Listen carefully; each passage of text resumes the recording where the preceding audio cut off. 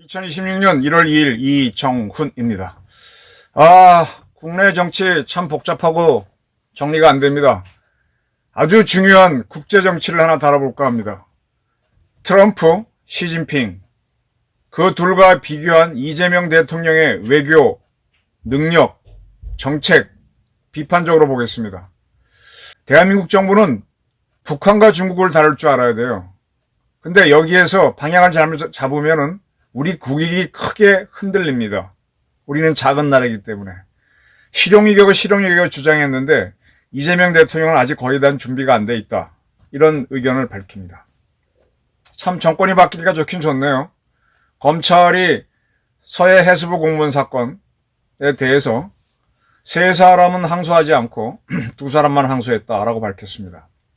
뭘 항소했느냐? 보도에 다 나왔지만은 이번 직위원 부장이 이 해수부 공무원이 북한에 간 거는 월북인지 자진월북인지 사고에 의한 건지 그게 판단이 안 되는데 1심 재판과 판단하지 않았다.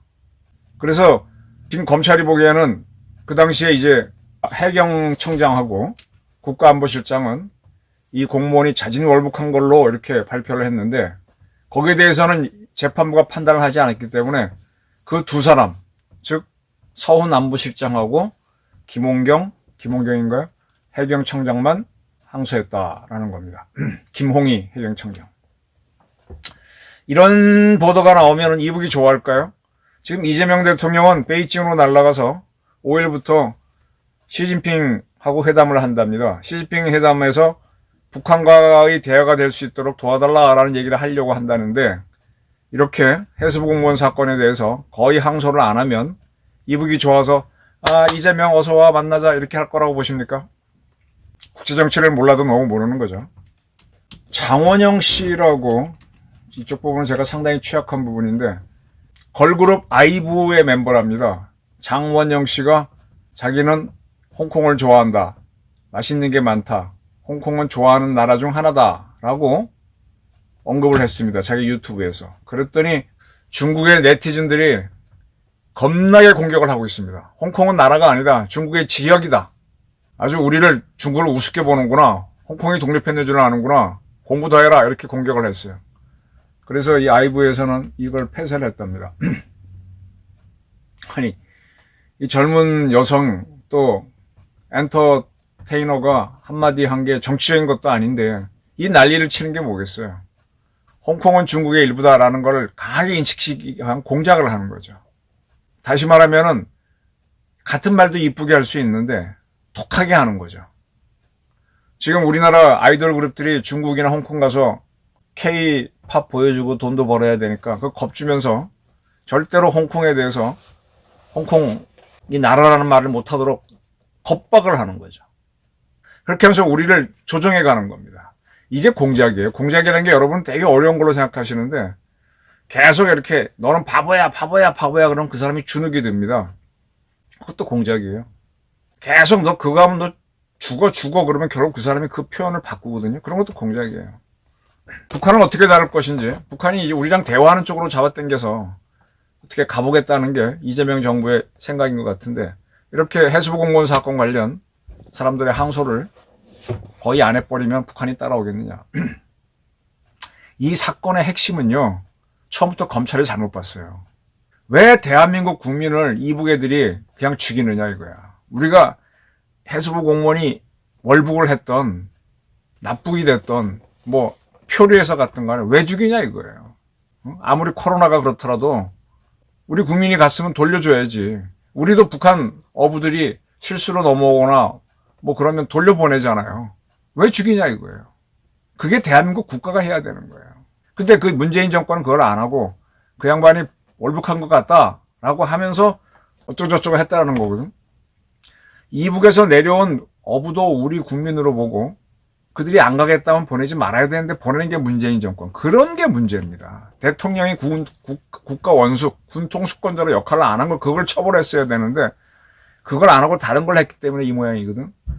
바로 장원영 씨가 홍콩을 나라라고 언급했다고 중국의 네티즌들이 공격하는 게 바로 그런 입장에서 하는 겁니다.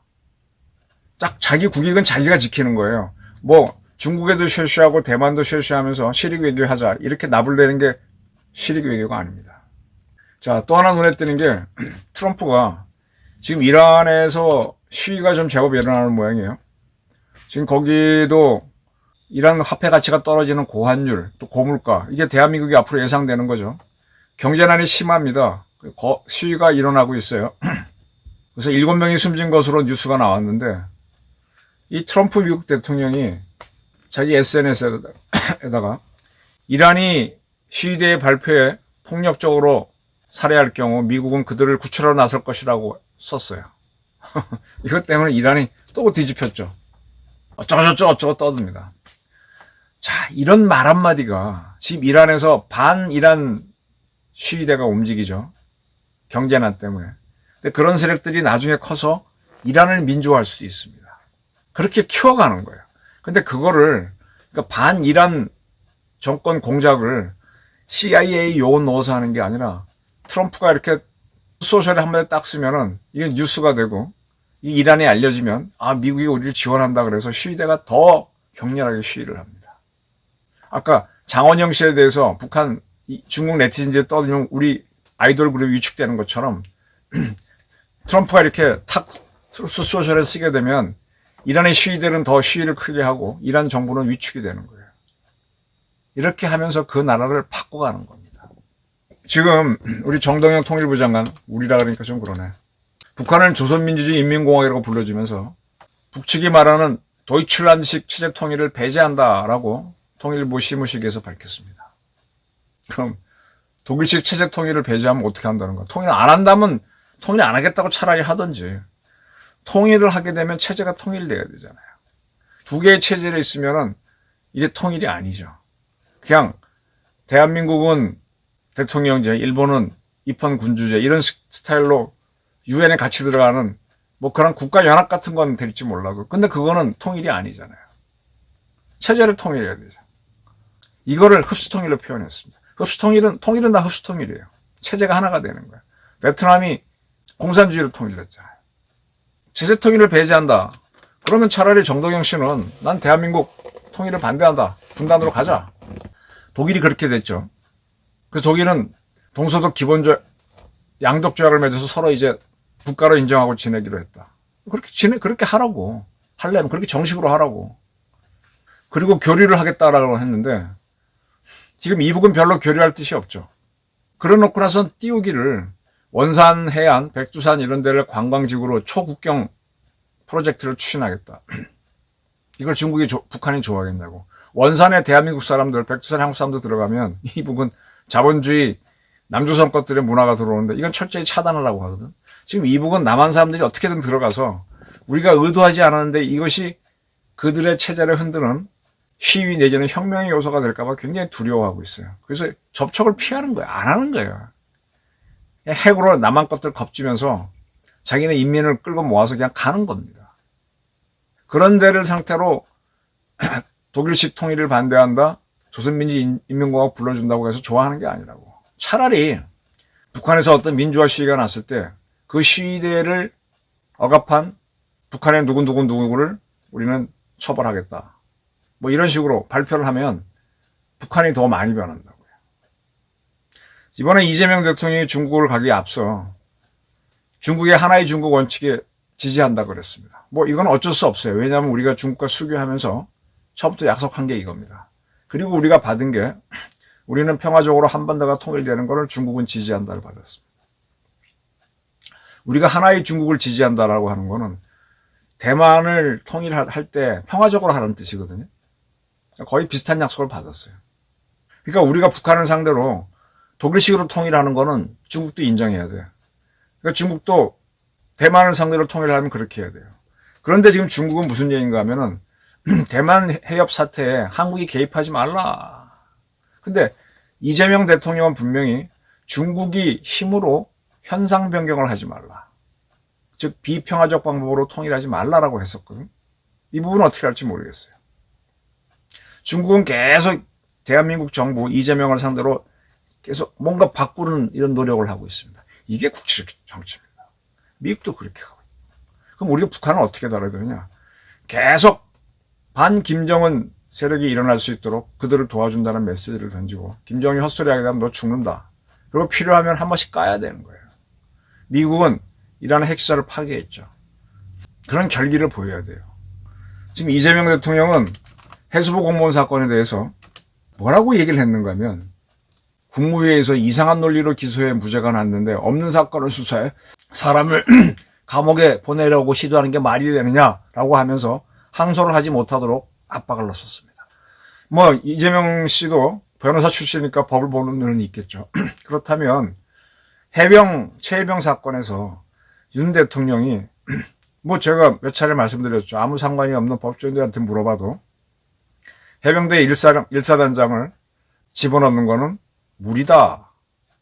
예. 그러니까 윤 대통령도 그런 말 했다는데 그거를 갖고 특검을 했잖아요. 자기가 하면은 로맨스고 남이 하면 불륜인가? 이건 아니죠. 그러니까 이 대통령도 일관성을 가져야 돼요. 중국에 대해서 하나의 중국 인정해주고 또 대만 해협 사태를 힘으로 해결하지 말라 이렇게 했으면 이북에도 그런 걸 보여야 돼요. 지금 시진핑, 트럼프를 만나봤으니까 이 대통령도 제대로 알아야죠. 이런 것들을 유성락 안보실장이 좀 제대로 설명을 하고 보고를 했으면 좋겠어요. 우리는 작은 나라이기 때문에, 그리고 핵 위협을 받기 때문에 북한과 중국을 좀 거칠게 다룰 배심이 있어야 됩니다. 안 그러면 두 나라 다 모두 핵무기가 있기 때문에 우리가 매우 위축이 됩니다. 잘 살아봤자 소용이 없어요. 시진핑을 만나면서 다시 한번 우리 안보 문제, 북한 문제를 재점검하시길 바랍니다. 감사합니다.